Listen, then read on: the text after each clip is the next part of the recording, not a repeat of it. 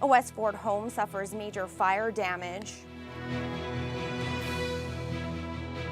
OPP look into a transport rollover. And the Gustavo Argueta inquest wraps up.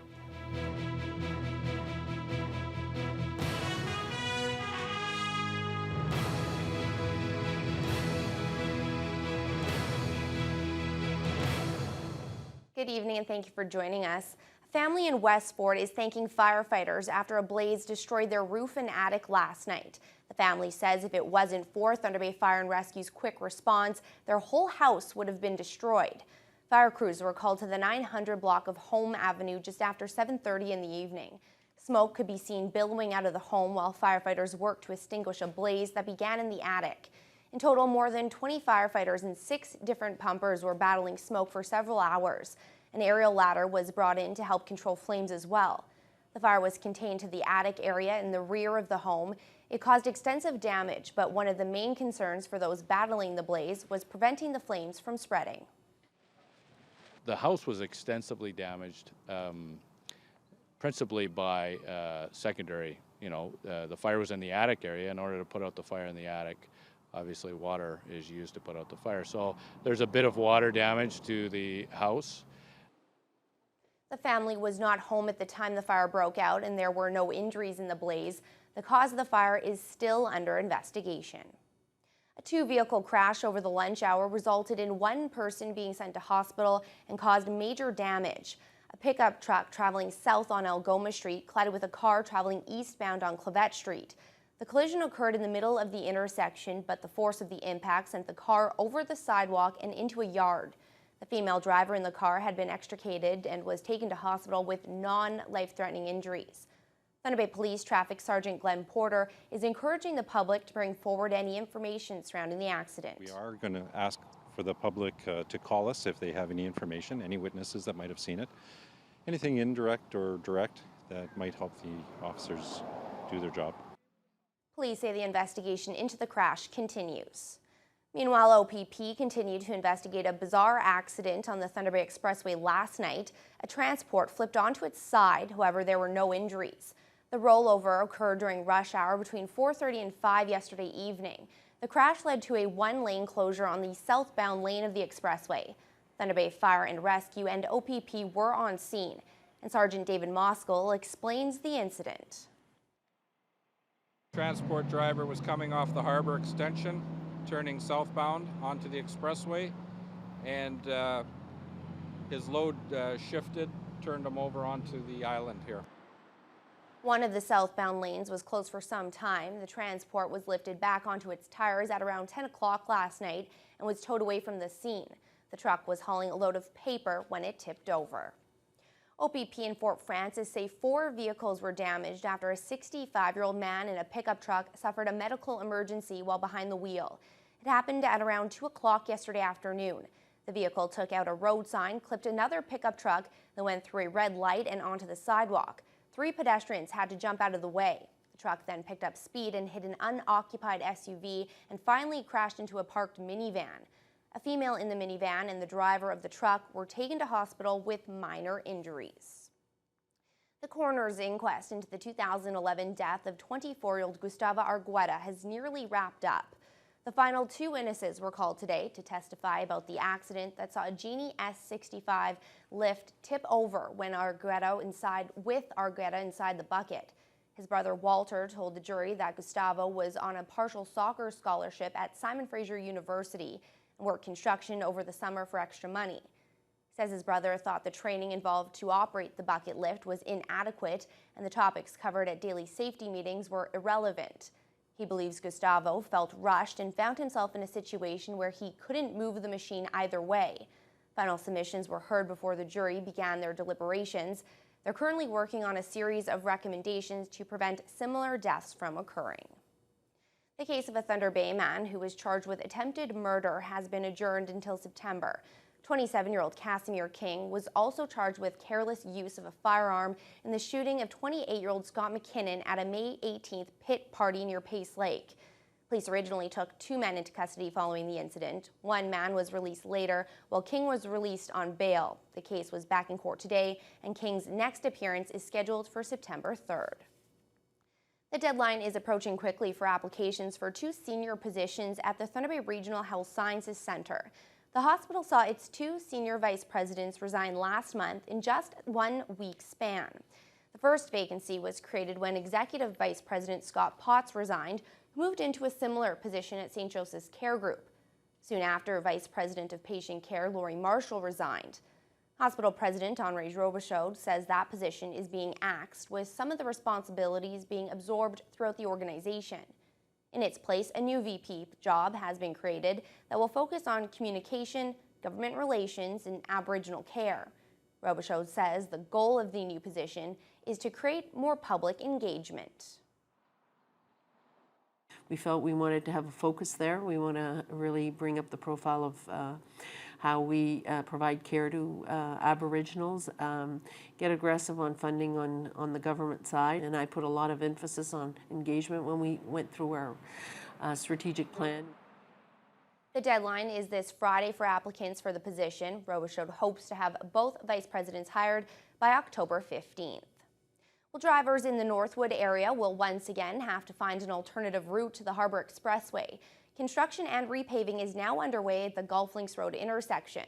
City of Thunder Bay project engineer Rick Harms says the project involves the removal of asphalt and repaving of the south side of the intersection. For the next few days, the left and right turning lanes on Gulf Links Road are closed. We've started the process to continue paving on the Harbour Expressway. This involves closure of the eastbound lanes, and traffic has been fully diverted to the westbound side. This has impacts on Gulf Links Road in that the turning movements onto Gulf Links Road, both the left turns and the ramp movements, are currently closed. The project is expected to take until the end of next week and will be the last disruption at the Harbour Expressway. Harm says due to minor complications, the Gulf Links 4-laning project is about 2 weeks behind schedule. Completion is now slated for mid-November. The new Director of Human Resources and Corporate Safety at City Hall will be playing an integral role in tackling an upcoming senior staff shortage. Maureen Paniza has stepped into her new role, and she will be looking at how to fill a number of key positions in the next 3 years. Nate Jones reports. Maureen Paniza has been sitting as the acting director of HR and corporate safety since January.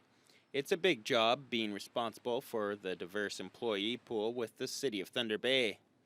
And although comfortable in her new position, she will have her work cut out for her as many senior staff are set to retire on a yearly basis. City Manager Tim Camisso says senior staff are retiring at a rate of 50 to 75 a year. That number is expected to jump to 100 retirees a year in the near future.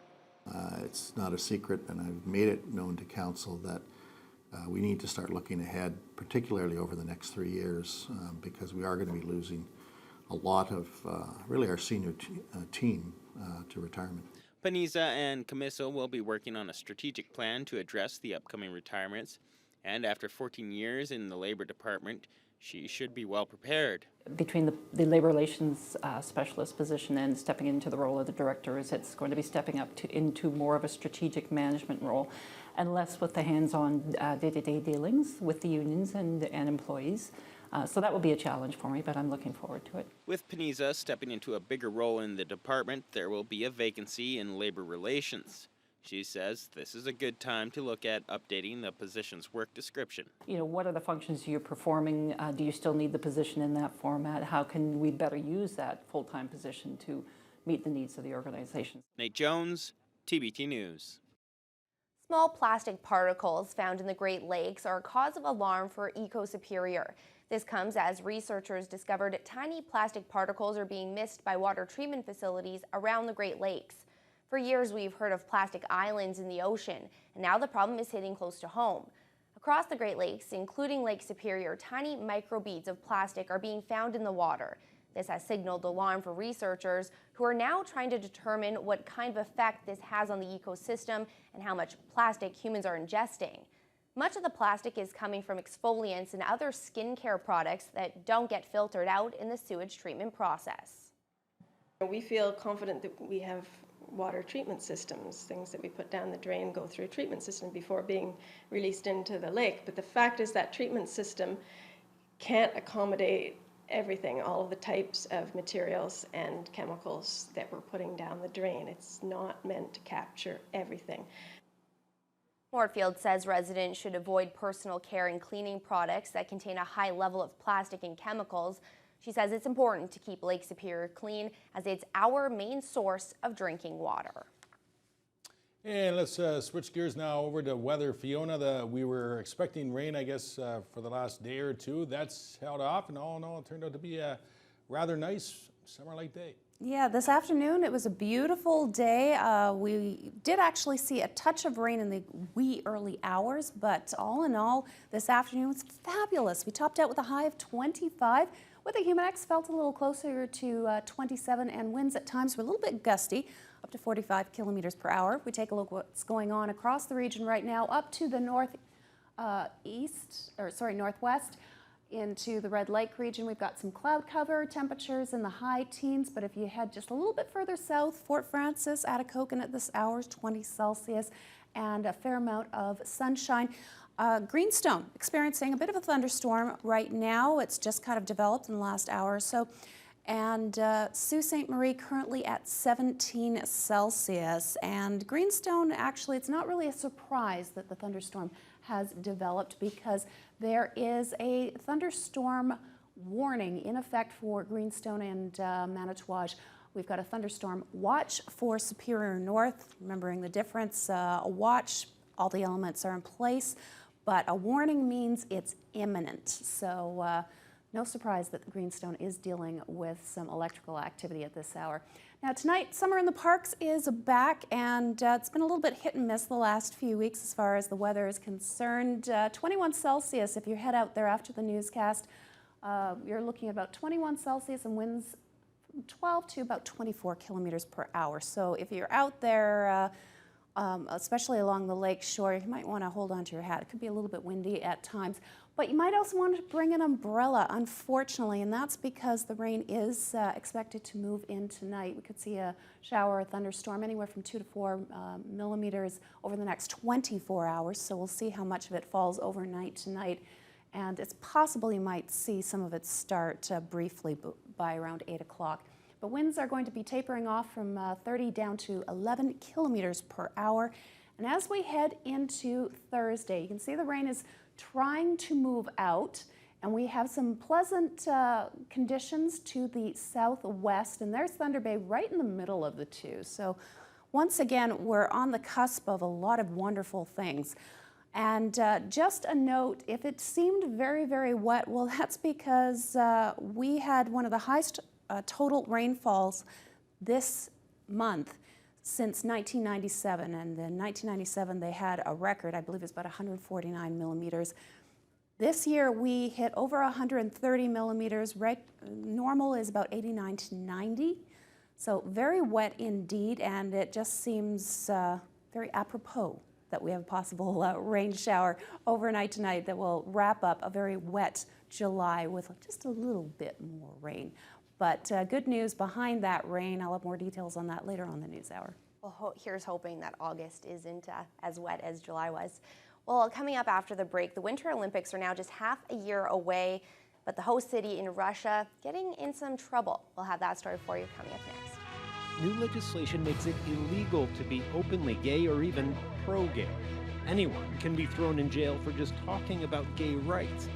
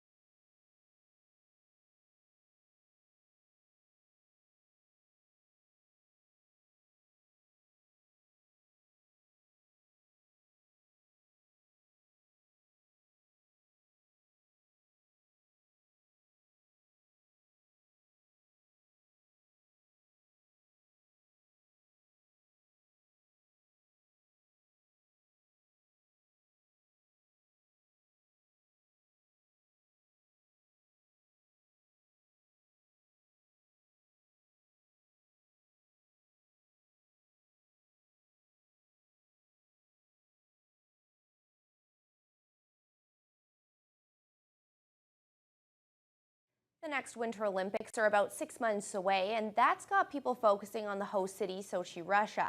As Peter Armstrong explains, the Russian government's attitude towards gays and lesbians is coming under scrutiny too, and getting plenty of criticism.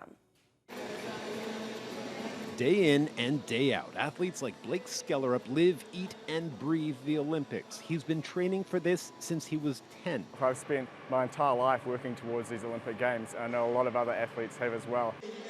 When he competed at the Vancouver Olympics, Skellerup was still in the closet, but he says his experience at Vancouver's Pride House gave him the courage to come out. Today, he's openly gay and deeply bothered by the way gays and lesbians are treated in Russia. But he says a boycott just doesn't make sense. I think it's very important that the world is present in Sochi next year in February and that there's a united front on the issues. The issue is Russia's campaign against gays and lesbians. New legislation makes it illegal to be openly gay or even pro-gay.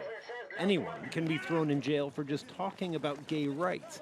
That, in theory at least, includes foreign athletes and fans who will be flocking there for the Olympics in just 6 months' time. Any athlete from any country, regardless of their sexual orientation, should be able to participate in those games without being impacted. And the Russian government has given them those assurances. It's our responsibility to do something. David Ogar says those assurances just aren't enough. He's launched a petition. It says the games should be moved unless Russia withdraws the legislation. The best scenario would be for the IOC to take the Olympics out of Sochi and possibly give the Olympics to another city that already has the infrastructure to do it. Activists say the best thing athletes and fans can do now is show up and show unwavering support for gays and lesbians. For a month in February, the world's eye will be drawn to Russia. What better opportunity, they say, to show a world united. Peter Armstrong, CBC News, Toronto. Well, have you ever heard of Ting? It's a Canadian cell phone service provider that operates only in the U.S. Aaron Saltzman explains why the discount company couldn't do business here. If we show the amount billed as zero. Tucked away in a trendy corner of Toronto, there's a mobile phone company that's starting to generate a bit of buzz. At Ting, there are no contracts. It's month to month, cancel anytime. You pay only for what you use. No overage penalties, credit for unused minutes, multiple devices on one plan. And Ting says its customers will save significantly, think in the 50, 60, 70% range on their cell phone bill. So just one catch, Ting isn't available in Canada. Ting doesn't own its own cell network. It buys network access from a telecom company at a wholesale price and then sells that access to its subscribers. In the US, Ting pays Sprint to use its mobile network. But here in Canada, Ting says none of Bell, Rogers, or TELUS will play ball. We would love to be in Canada. Nobody will, at least at this juncture, sell us network. Critics say that lack of access to the Big Three's networks means lack of competition. The big three cell phone companies control access to the digital roads that independent service providers require to reach Canadians, and they're preventing them from accessing those roads so that they can keep prices high and underinvest in customer service. New government rules would force the Big Three to sell access to a new entrant, possibly U.S. giant Verizon. But without further regulations that would loosen up access for smaller operators, analysts say consumers won't see any real changes on their cell phone bills anytime soon. We're looking at probably years before you can actually buy services from any new players or see any significant differences in terms of pricing or services availability. And that, Ting says, thank you for calling Ting Support. This is Roger speaking. Is why the customers phoning its Canadian call center are Americans. Aaron Saltzman, CBC News, Toronto. Police ended a 20-hour standoff with an armed man in the Montreal area today, a man who had shot at them. Thomas Daigle has more on how they handled it without deadly force. The police SWAT team moving in with an armored vehicle, signs something wasn't right in this quiet neighborhood. It began late yesterday morning when a 71-year-old man threatened Hydro-Quebec workers at his home with a gun. Police were called to the scene. They evacuated about 10 homes in the area. They put up this tape and started talking to the man inside. But he wouldn't come out, shooting at police, hitting one in the foot. Officers took their time, knowing the man had as many as 182 firearms registered. Surprising news for people nearby who thought they knew their neighbor. He would often threaten us, she says, but we never thought he would follow through. I had no idea he had guns in his home, and I lived right next to him. Some neighbors say they felt the man was unstable. Never talked to him, but he was always the kind of guy that would be in his front lawn with his bathrobe. Overnight, police smashed a window and threw in gas grenades, but he wouldn't come out. This morning, police went a step further, using the armored car to remove the whole front door. Officers fired rubber bullets, and after a 20-hour standoff, the man had no choice but to give up. There's a lot of weapons on the scene. Now they have to figure out which ones were registered, which ones weren't, and set up all the list of accusations that will be held against him.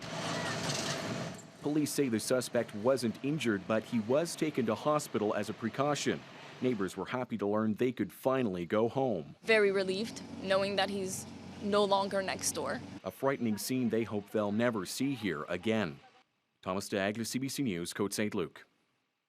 The final report is out into why a small plane crashed onto a busy street near Vancouver International Airport almost 2 years ago. The pilot and co-pilot were killed in the crash, and all 7 passengers were injured. The report concludes a series of events contributed to the deadly accident. Renee Filipponi has the details. The Transportation Safety Board says this was a survivable accident caused by a series of events. The first being an oil cap that was not properly secured to the airplane. Now, the crash happened behind me here on Russ Baker Way in Richmond. The Northern Thunderbird airplane came crashing down on the roads. The plane burst into flames. Both the pilot and co-pilot died from burn-related injuries. All 7 passengers were injured. According to the TSB, soon after takeoff at 16,000 feet, the pilot reported oil leaking from the left engine. The pilot made the decision to head back to Vancouver. The report says on the approach, it's likely the pilot only applied power to the right engine. That caused the pilot to lose control. The plane rolled left, pitched down, hit a vehicle and lamppost before bursting into flames. The investigation found that a non-mandatory modification to stop oil loss when a fuel cap isn't secured was not made on this plane, that there was no complete pre-flight inspection of the aircraft, and that the pilots generally are not trained properly to land planes in these very specific circumstances. Plus, there was no kill switch on the craft, which means power continued to flow through the electrical system, igniting the deadly fire. The TSB recommended mandatory kill switches in a 2006 report, but Transport Canada has not acted on it. We have to push, and as you can see in this report, the board is taking a further stand and explaining their concerns and being somewhat direct. Northern Thunderbird Air issued a statement today saying their thoughts are with the families and that they hope this report promotes aviation safety, but they would not comment on specifics. 6 passengers are suing the company for negligence. Renee Filipponi, CBC News, Richmond. It was voting day in Zimbabwe, with Robert Mugabe trying to extend his 33-year rule as president. But already there are allegations of election fraud. More from Nala Ayad. For many of them, a vote cast the last time was a vote lost. And yet they've come, early and in huge numbers, to try again. I hope this is creating a brighter tomorrow for me, he says. At 89, Robert Mugabe shows no sign of letting go, though yesterday he claimed he would accept defeat. If you lose, then you must surrender to those who have won. If you win, those who have lost must also surrender to you. And this is it. But last time, Mugabe did not, ignoring his loss and insisting on a runoff in which he ran alone, then violently cracked down on the opposition. Mugabe and his main challenger were eventually forced to share power. But Morgan Chengerai cautioned against believing Mugabe will simply walk away. Don't believe that. He doesn't believe in the right of the people to choose. He doesn't believe that he can actually be voted out of office. There are other allegations, the rigging of the voters list. Depending on the outcome, there's still also the specter of violence. Millions of Zimbabweans gave up their country, leaving behind political persecution and an ailing economy. They say no vote could be fair as long as Mugabe is involved and as long as their vote isn't counted. At Zimbabwe House in London, in the absence of a chance to vote, expats protested instead. Sally Mutsiami's family fled to the UK when she was a child. All I've known is Mugabe's been in power, to be honest. And I just believe that when it's your time to go, you should go. But Mugabe, they say, is just one obstacle. There are the powerful army generals and the weak economy. Yet many of them say they're willing to return at any hint of change. Nala Ayed, CBC News, London. Time stopped in a small BC town in 1983. That's when the company town was shuttered and everyone living there left in a hurry. But could a new boom in liquefied natural gas be the thing that brings it back to life after more than 30 years? Chris Brown has a story. If you've ever wondered what 30 years of moss looks like, well, welcome to Kitsault. So you really got the road to yourself here. Absolutely. Indu Matthew is the caretaker and the lone part-time resident. No one else has lived here since 1983. Kitsault was built around a molybdenum mine that shut down just 18 months after it opened. Prices for the ingredient used in steelmaking crashed. The 1,200 residents who had expected a long-term stay had to pack up and leave almost overnight.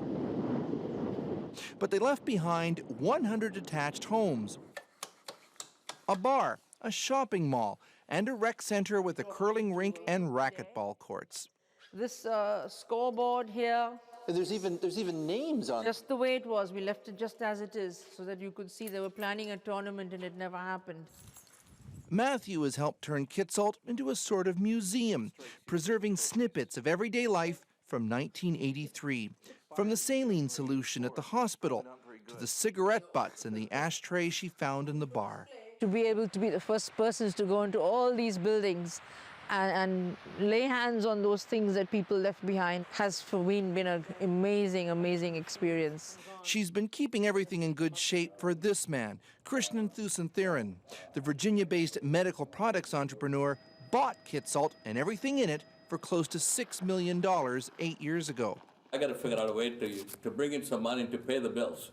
So I think that natural gas and LNG will be a good way to do that.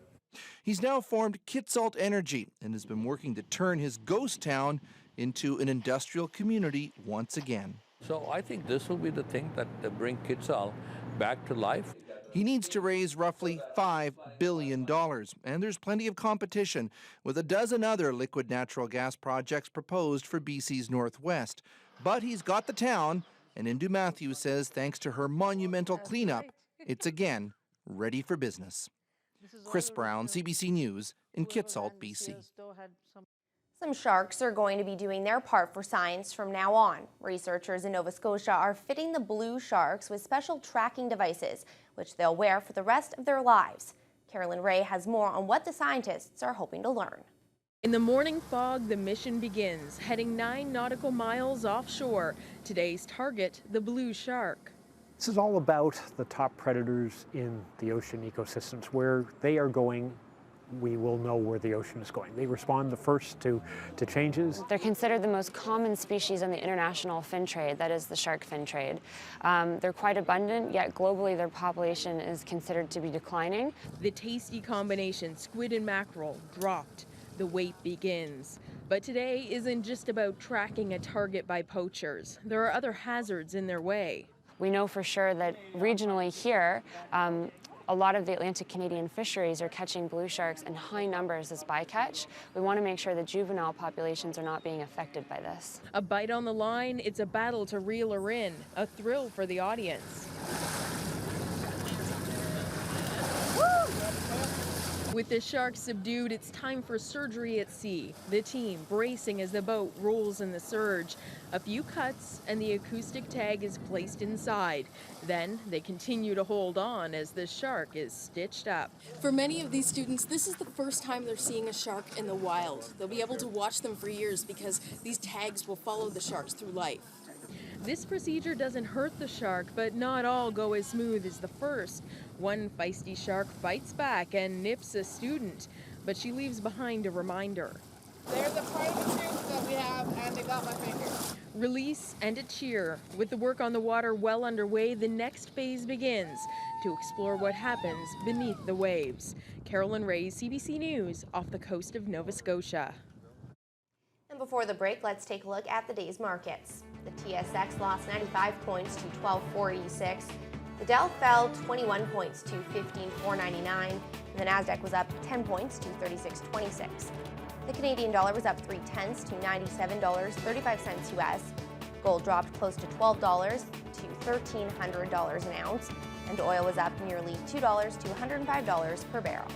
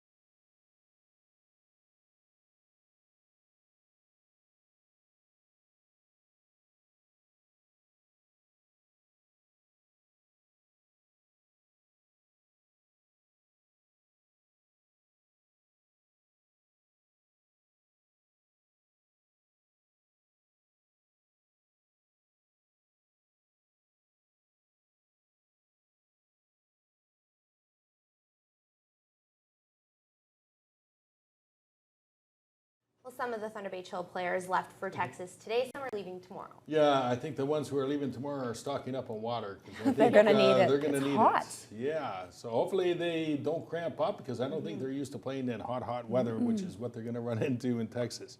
While your Thunder Bay Chill are off to the Premier Development League's Final Four in Austin, Texas, the Central Conference champs saw two players, Axel Schuberg and captain Nolan Intermoya, named to the conference All-Star team. The Chill are only 2 wins away from winning their second championship. Tara Allaire has more. The Thunder Bay Chill are making final preparations for this weekend's PDL Championship. Traveling back to the state where they won their first title back in 2008, the team is hoping to have history on their side. Head coach Tony Calistro says playing with confidence will be the key to bringing home another championship. Players knowing that, especially after the last weekend with the defensive performance we put in, that's definitely a confidence builder. And just having our players just play their game and feeling loose about it and just, combining on their plays and getting the goals that we need. With temperatures in Austin rising above 100 degrees Fahrenheit, the Chill will have to adapt to the climate. Defender Zetroy Robertson says staying hydrated will play a major role in the team's preparation. First of all, we have to start drinking a lot of water. Because as you see from the summer, we're used to the cold. It's been cold here and we've been playing in that condition, so it's going to be tough for us, but we know we just have to start drinking a lot of water and just get hydrated for that. Keeper Stephen Patterson was a member of the 2008 championship team. The Thunder Bay native hopes to use his experience to help the team prepare mentally. I think that we're just trying to take it as if it's, another game, another important game. That's kind of how you got to do it. It's just, you take it one game at a time. Obviously, we've got hopefully the 2 games this weekend, but you just got to prepare. You do the things that you can do. You play simple, you play hard, you work hard, and you just prepare yourself. You see what you need to do in the game, and you try and picture that visually before the game. Patterson says a title would be a great way to end his 10th and final year with the Chill. Having grown up watching the team, he says it's been an honor to have been a part of the program. For me to know that, I've been a part of this team as it's turned to a very successful program, I think that's one of the reasons why I've wanted to come back. And the things that Tony and the club have done for me personally is another great reason why I've come back. I've been treated extremely well here, and it's a world-class program, and I can't say enough good things about it. The Chill begin their quest for a second PDL title Friday at 6 p.m.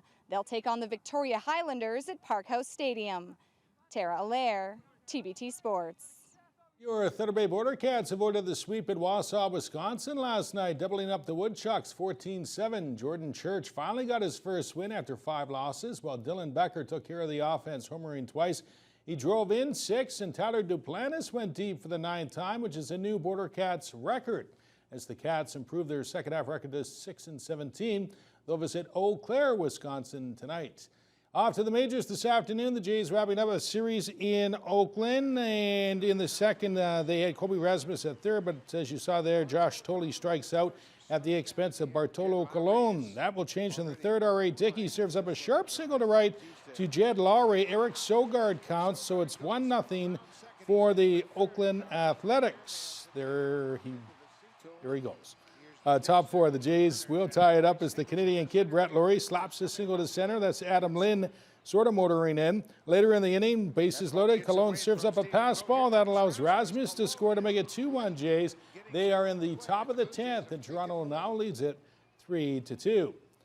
The Thunder Bay Selects play their opener tonight against Lethbridge, Alberta. The Canadian Senior Little League Championships at Baseball Central. We'll have highlights on the late edition. And in the early game this afternoon, it was Valleyfield, Quebec over Fraser Valley, BC, 9-8. Senior men's action last night. The Daytona Dodgers doubled up the Thunder Bay Wolves 4-2.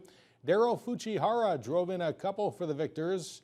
And in CFL news, Winnipeg has given up the second most points in the league this season, which has resulted in head coach Tim Burke saying that he's going to take a more hands-on approach with the defense, which he feels is playing too soft. Next up, the BC Lions, Holiday Monday. I'm going to involve myself a lot more this week in the secondary and see if I can get to the bottom of it. And if we have to make some changes, we will. I'll be honest with you, I think probably defensively, we probably should have been more aggressive in our play calling. We had a rookie quarterback, and instead of making him have to make decisions and have to beat different looks, we played fairly basic. Some of the reason is because we had some injuries in the secondary, and we had 2 guys playing new positions, and we wanted to keep it simple for them. Week 5 came to a close in the CFL last night, with Toronto hoping to cash in on the opportunity to take over sole possession of first place in the East as they entertain BC at the Rogers Centre. We'll join the action. 3-zip Lions. Toronto strikes early in the second. Quarterback Zach Calaros whips his first CFL touchdown into the arms of former Edmonton Eskimo Jason Barnes. It's a 22-yard score. Then with 4 minutes to go in the first half, Calaros gives his club a 14-6 halftime lead with a 1-yard touchdown toss to fullback Xander Robinson. It's his first pro major. With about 5 minutes to go in the third, the Boatmen go to the air again. Calaros tosses his third touchdown pass, this one to rookie John Childs. A beautiful catch there in double coverage. It was 21-9 Boatmen. They go on to tame the Lions, to put it bluntly, 38-12. Canada will face Serbia in the Davis Cup semifinals in September after knocking off Spain and then Italy. The young Canadian team, anchored by Milos Raonic and Vasek Pospisil, will be using the upcoming Rogers Cup and U.S. Open as tune-ups. A milestone for tennis in Canada. It's the first time we've ever been to the quarterfinal. Now we're in the semis, so obviously extremely exciting. Everybody's looking forward to that. So I'm trying to, still not think too much about that. I still have some tournaments leading up here as well, and as Rogers Cup. So in the U.S. Open, of course. So looking forward to them all. What's that run been like for this team? I mean, we've seen it here for 2 ties, but what's it been like being part of it? Pretty amazing. We weren't really sure what to expect from ourselves. Obviously, we knew we had a lot of potential as a team. With a lot of young players with that can do some damage, and so obviously, every tie we won is kind of a nice surprise, but then even having said that, we go into each tie fully prepared and fully ready to win, and at the end of the day, that's what we were trying to do. Big trade in the NBA last night as Detroit acquired point guard Brandon Jennings from Milwaukee for point guard Brandon Knight, forward Chris Middleton, and Ukrainian center Vyacheslav Kratsov. The Toronto Raptors signed free agent forward Austin Daye to a 2-year, $2 million contract. He spent last year with Detroit and Memphis. NHL news, a light day. Center Scott Gomez has signed a 1-year contract with the Florida Panthers. Canada's Ryan Cochran has won a bronze medal in the men's 800-meter freestyle at the World Swimming Championships in Spain. And on the links, the Strathcona Invitational tees off Friday. Robert Cumming is the defending champ. It will wrap up a late afternoon Monday or early evening. And Akron, Ohio is hosting the Bridgestone Invitational. Keegan Bradley won it last year. Former champ Tiger Woods will be taking part. Sort of a nice night to go golfing too. It was a beautiful day out there. Anyway, that'll do it for sports. All right. Well, it was a beautiful day for golfing. It's also Valentine's Day. I bet you didn't know that. Well, at least it is at Little Otter Camp. With more, here's a complete lineup on Teletalk.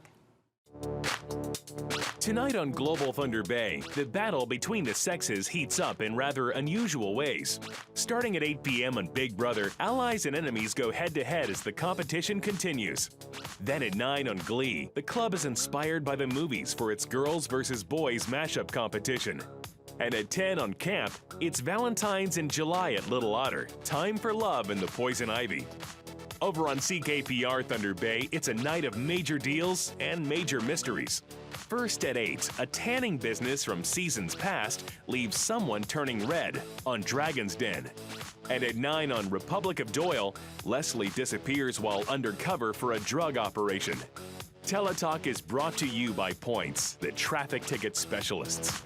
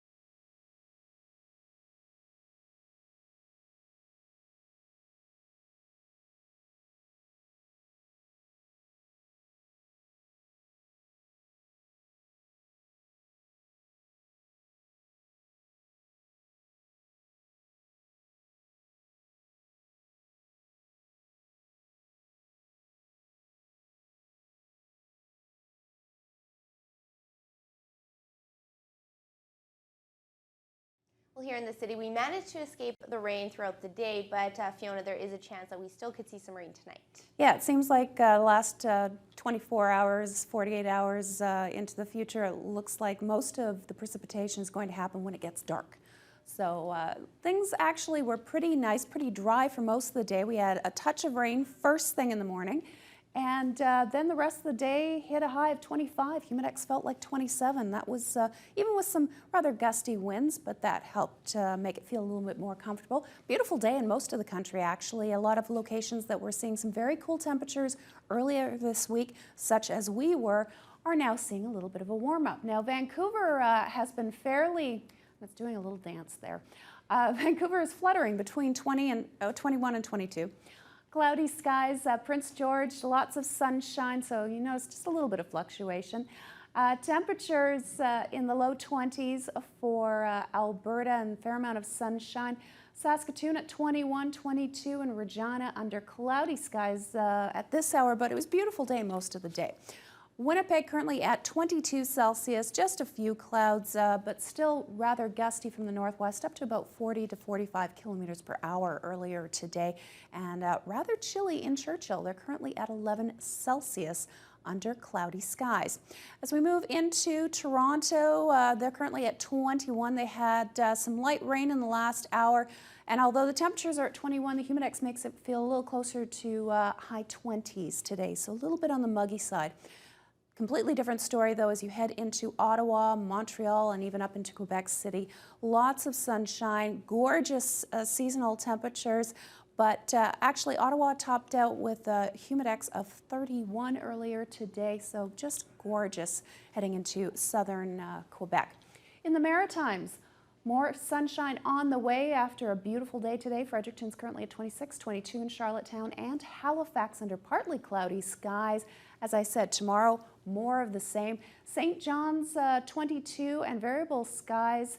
However, with the Humidex just a few hours ago, they topped out at 32. So it was a very, very warm day in Newfoundland.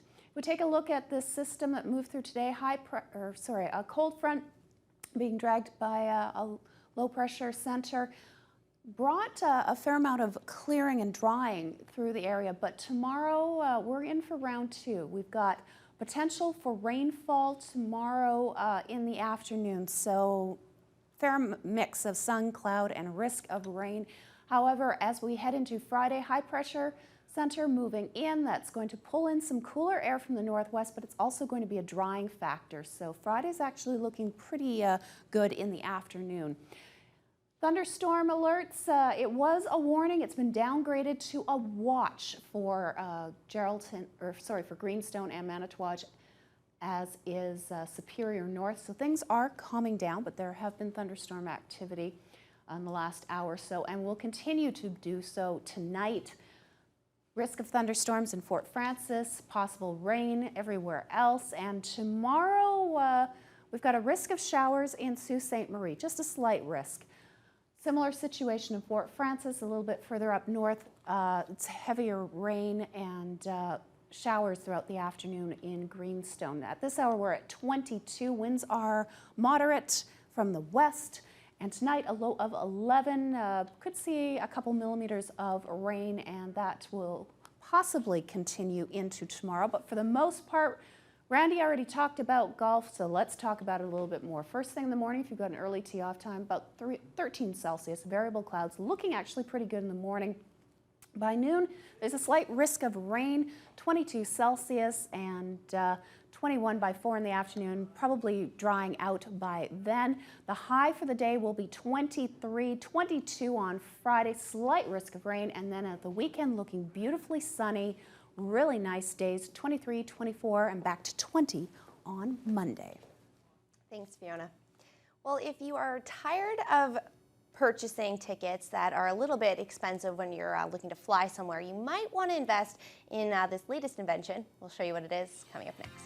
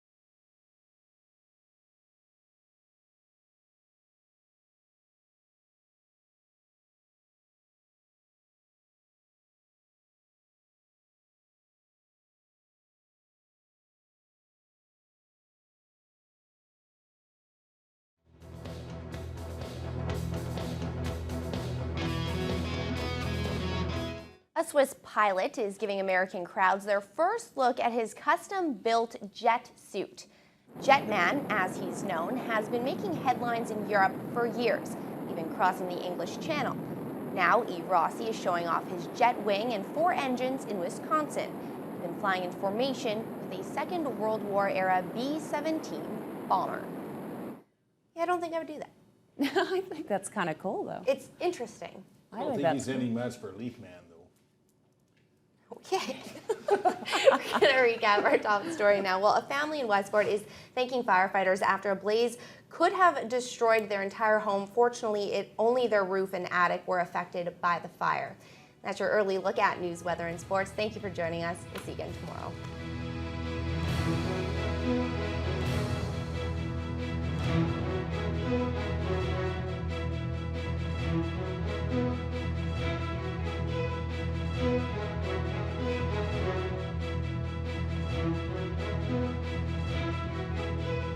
Thank you.